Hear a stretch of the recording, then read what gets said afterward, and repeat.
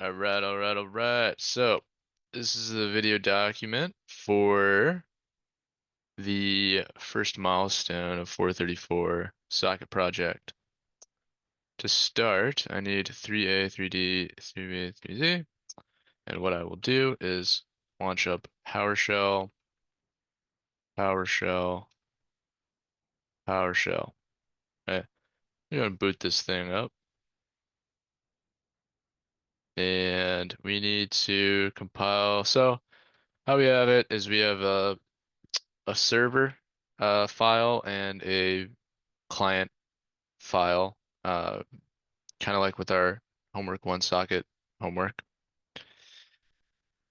And what we want to do is go ahead and start up the server um, on a port, obviously. So what you want to do is you want to start the server with a local port to use. It opens up that port and listens there. Then we want to open up the other PowerShells, as it says. I don't need to obviously compile it because I already have it compiled. Um, and run the freshly and two distinct end hosts, yeah. And then start your manager program and then start the three processes with register with the each register with the manager. Okay. So this is our manager, the server is calling it manager might be more understanding, but we also want to open up downloads here and we want to do it on the same port and then I'm just using 127 to the default IP and that will connect us to the server and then over here will also connect us to the server and that connects us to the server, right? So now all three processes here are connected to the server and I can go ahead and yeah, register.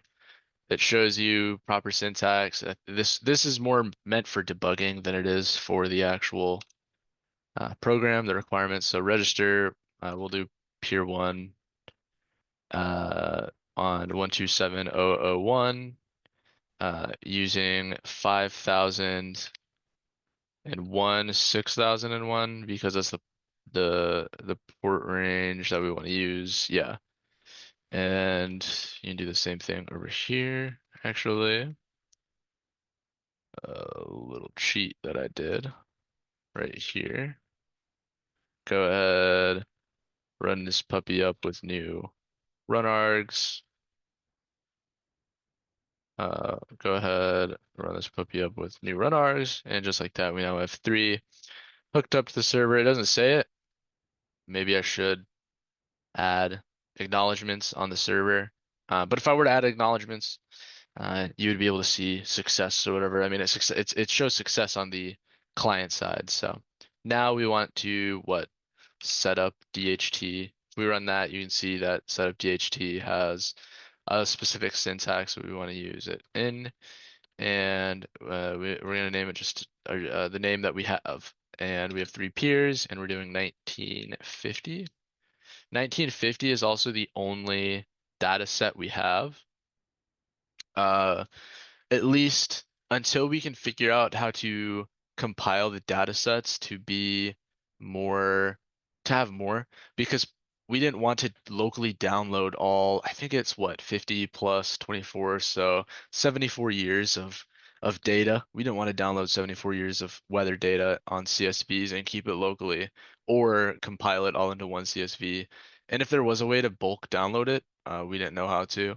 So we just downloaded the 1950 records and we're just going to run with the 1950 records. It does say in the code, it specifically opens this .csv, but it will search for years starting in 1950, which will be all of the column or will be all of the rows. But it searches the CSV for rows only starting in 1950. So that's robust. So that means we can go ahead and modify it as we please.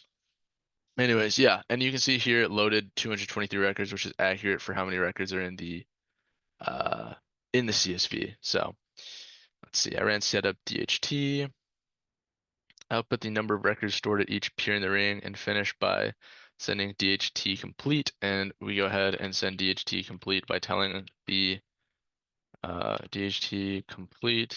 You can see we use that and call the manager. Boom. We're complete. Success on this end. Uh, Maybe I should add successes on the uh, server end. Maybe that's what we want, but I think for the time being, this is fine. Anyways, that is the entire demo for the project. Yeah, this is the demo. Uh, if I can figure out how to end the meeting, that would be very helpful.